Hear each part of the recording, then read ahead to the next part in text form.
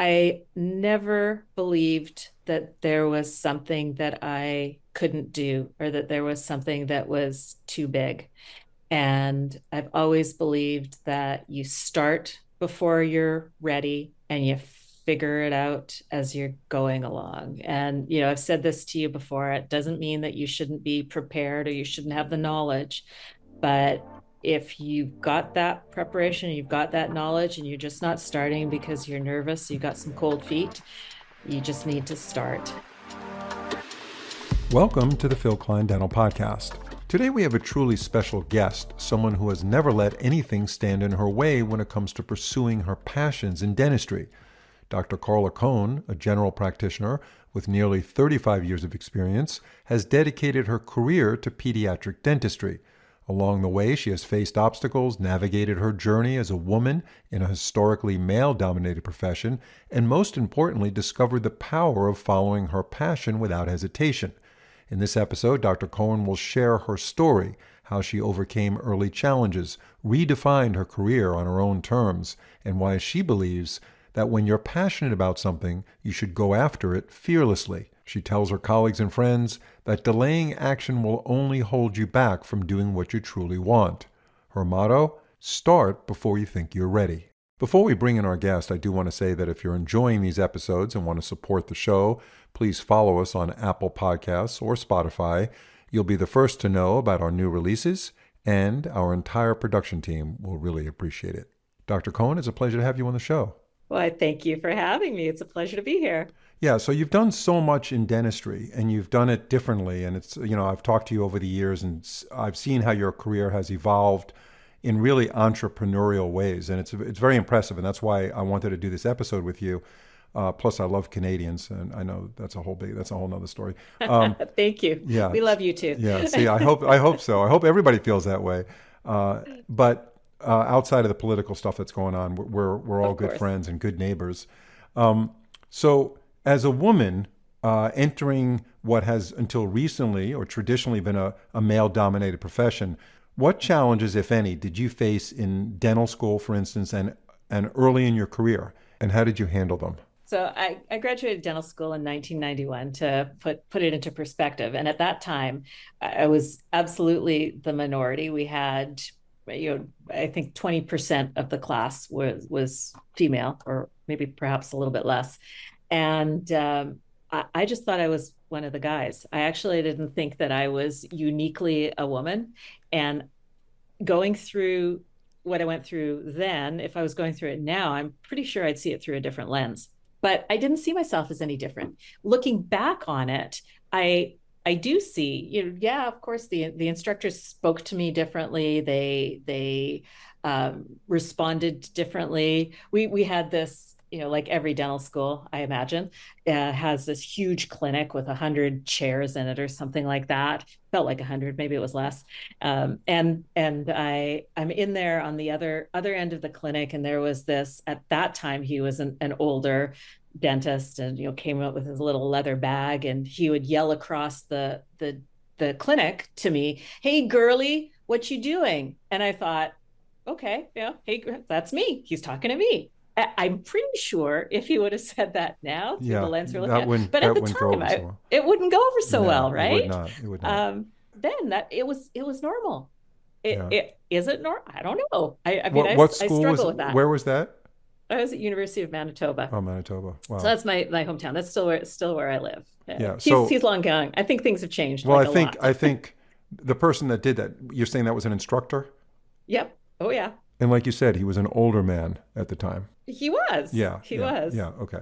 Certainly seemed that way. Anyway. Yeah, that explains that. So he was probably my age. When you first started your career and you started to practice, you were a GP, general dentist. Yeah. You weren't only treating kids.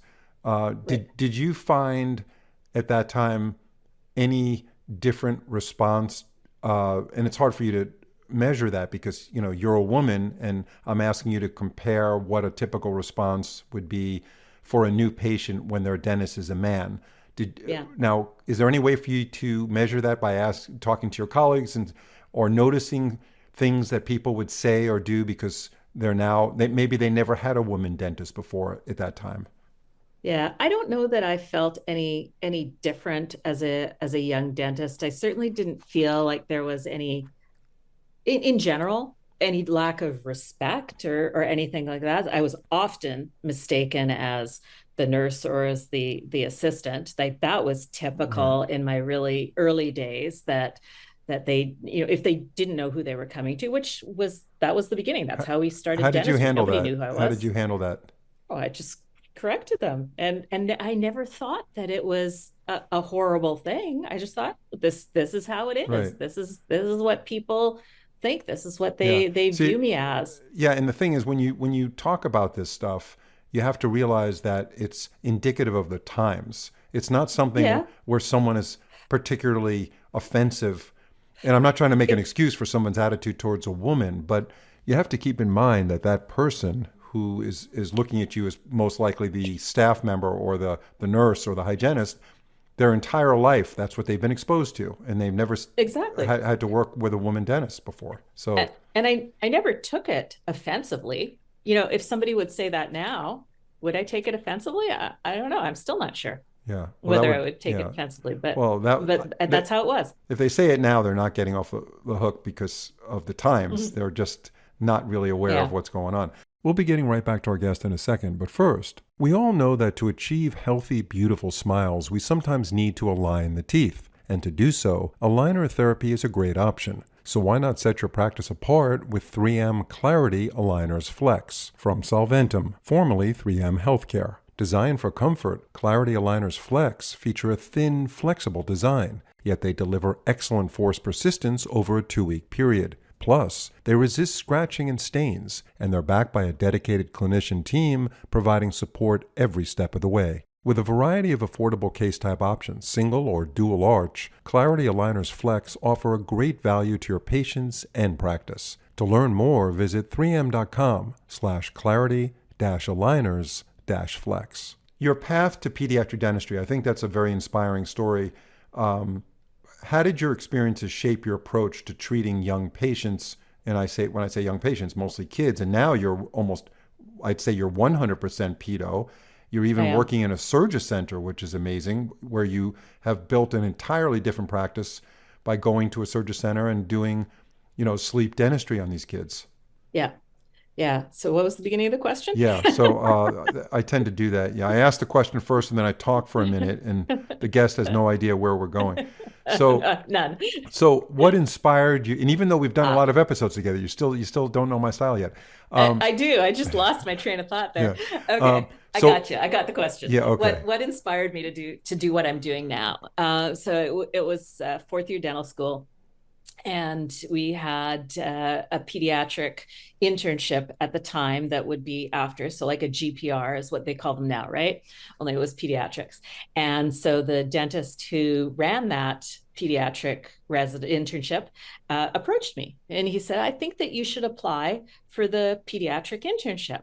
And I thought, I think that's a great idea. You're asking me to apply, and so I'm going to apply. That was it. That was my path. You get to the fork in the road. I could have gone into private practice at that point, or I could have gone and done the internship. And he presented me with the opportunity, and I almost never say no to an opportunity. And that was the beginning of it. And I got there, had no idea what I was doing. Um, just the experience from pediatric dentistry and dental school, which was not a lot. And I basically I watched him, and he mentored me, and I did everything that he did. And so, as an aside, not to digress too much, but my assistant then, you got to appreciate, this was 34 years ago. My assistant then at that internship is now my assistant in private practice. So Wow, 34 years later, she's retired from the hospital, and she's been with me now for a few years in my practice. So that's for me a heartwarming that's story. I amazing. love Yeah, that she was that important to me, and my staff is that important to me. Like I do whatever I need to do to make it work yeah. for everybody. Yeah, I mean, if you ask a lot of people in any profession, not just dentistry, it could be medicine, politics, just anything, there's always an instance in their life where they meet someone or talk to someone who they respect and they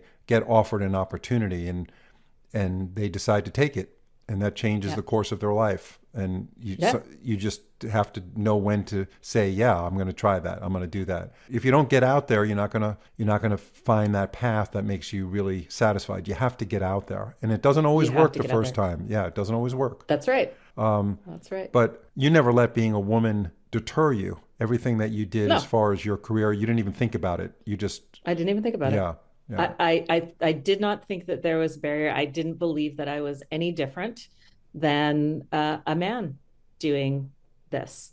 I was just me. yeah, That's all. That's all there was to it. yeah. And the opportunity comes up, and I'm like, yeah, So let's do you this. you owned Let's your own try. practice for a long time, a standard general practice, did you not? No, I was an associate. I was Okay. an Oh, so associate you for my entire career up until 4 years ago. okay, you were an associate. I Okay, I thought it was was an your practice. associate for Right. 30 years. No, no, I was an associate. So, throughout to make it into a little Reader's Digest version, but I have three children. I have three sons, and throughout my lifetime and their birth and childhood and years that I needed to do what I needed to do. Uh, I had gone through a couple of different associateships, more than a couple, but it was always had that ability, and I don't think that it was necessarily as a woman, but as a dentist in this profession, you have an ability to work as much or as little as you need to, depending upon the situation. So I always had that opportunity to do that, and it was phenomenal to be able to go through all of the stages of life and to be where I needed to be at that time. But owning my own practice didn't happen until 2021, January of 2021. So So, I've only been doing this for 4 years. and the reason for that, I assume you wanted more flexibility so that you could spend more time with your family and your kids, right? Well, I wanted to have the flexibility to be my family. I thought that if I was an associate and I didn't need to stress about all of the other things as an owner, that it would be good. And I don't regret any of those years.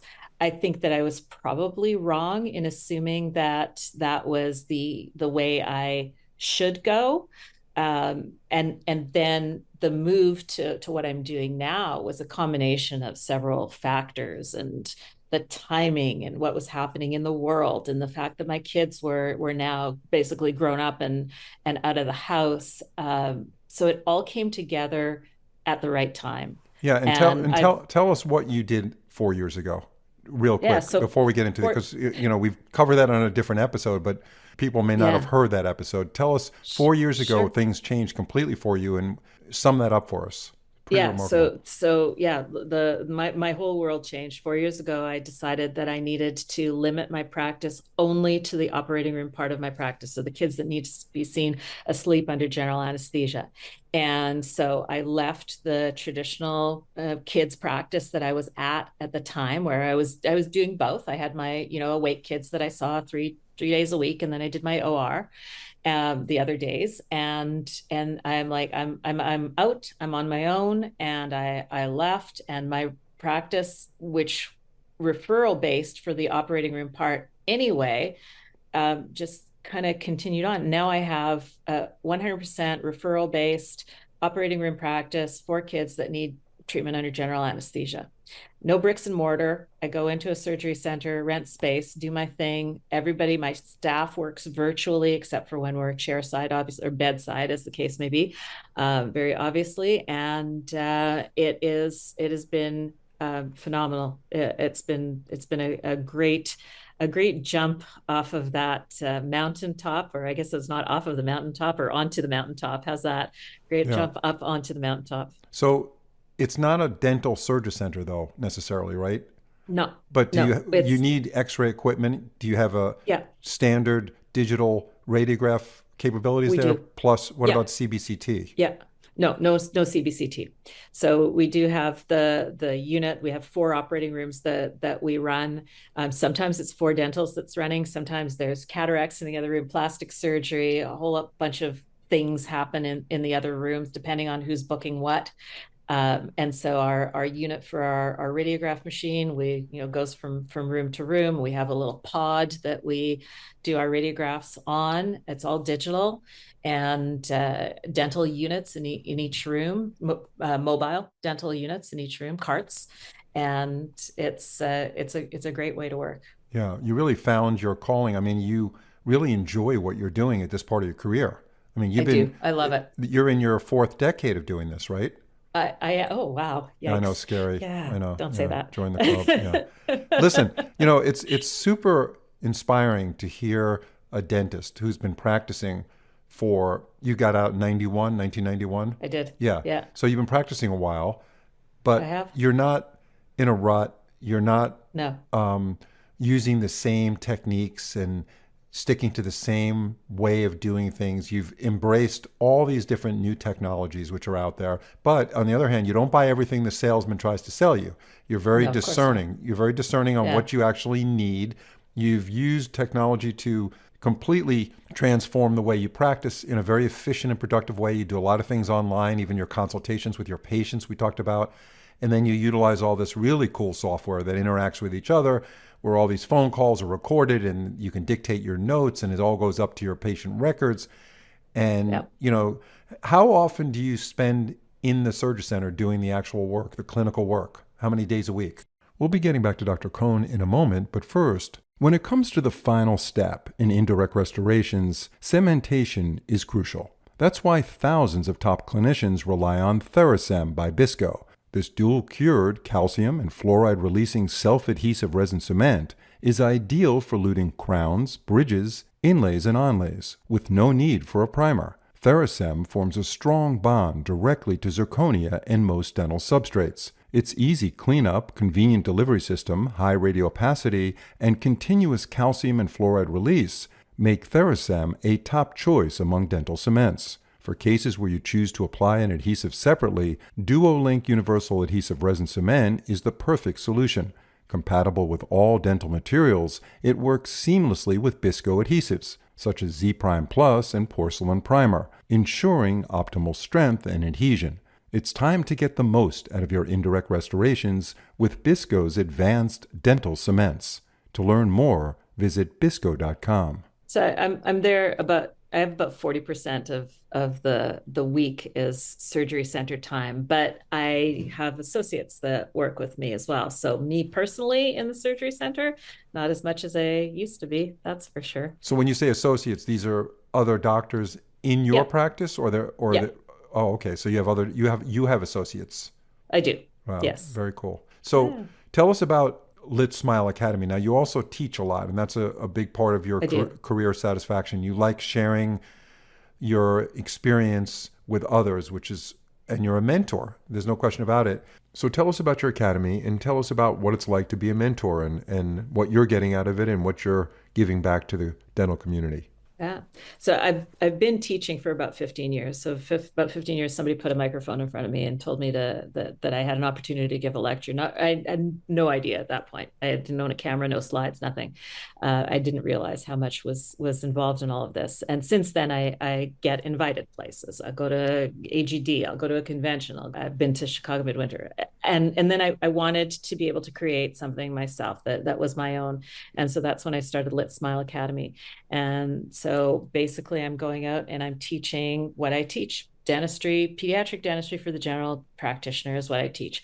I want Litsmileacademy to become more than just me. It right now it's me, and I want it to be everything. I want to be able to have speakers come in and to empower people.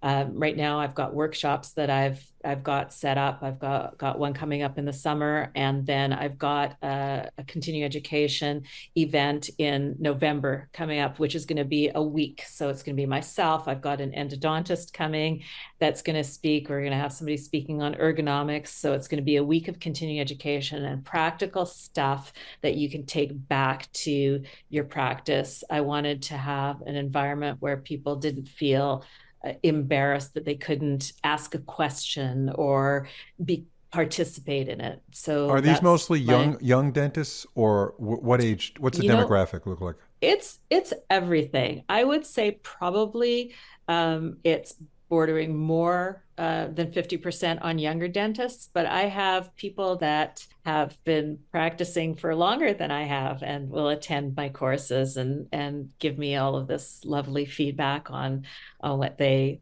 thought of the course and be happy that they attended. So it's really it's everybody. And I just want to be able to impact. I want to be able to impact people and to be able to have them do the right procedure for the right kid at the right time. Do you think there's a shortage of education in the area of pediatric dentistry, especially for GPs?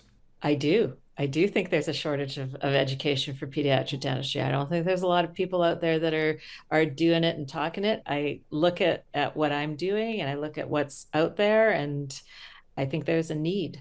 Now, do you incorporate sleep dentistry with that? Because you're doing all your work in a Yeah, surgery center, but you're teaching pediatric dentistry to GPs that are not going to be that using a aren't. medical anesthesiologist. Right. And so that's something that we talk about, or I talk about in my courses a lot, because right now for the last 4 years, yeah, this is all I'm doing. But for the previous 30, I was doing all of these procedures on all of the awake kids too. So there's no reason why they can't incorporate the procedures and techniques and materials that I'm talking about and teaching into their traditional practice. And I don't have it yet. I don't have yet a specific sleep dentistry course. But every course that I go and teach, whether it's mine from Litsmileacademy or whether I'm invited somewhere, there are always people in the audience that say, I treat kids under sedation is much more common in the States too, just like an oral sedation than it is in Canada. But I always have people come up and say, hey, I'm doing this in the operating room. I'm doing this under sedation. Can we talk about this? So I think maybe that's something that'll come in the future. Right now, no. But we'll see. Yeah. So, looking back on your journey, what advice would you give to young dentists, especially women who aspire to build a successful career and they want to make a lasting impact in the field? What kind of advice could you give them?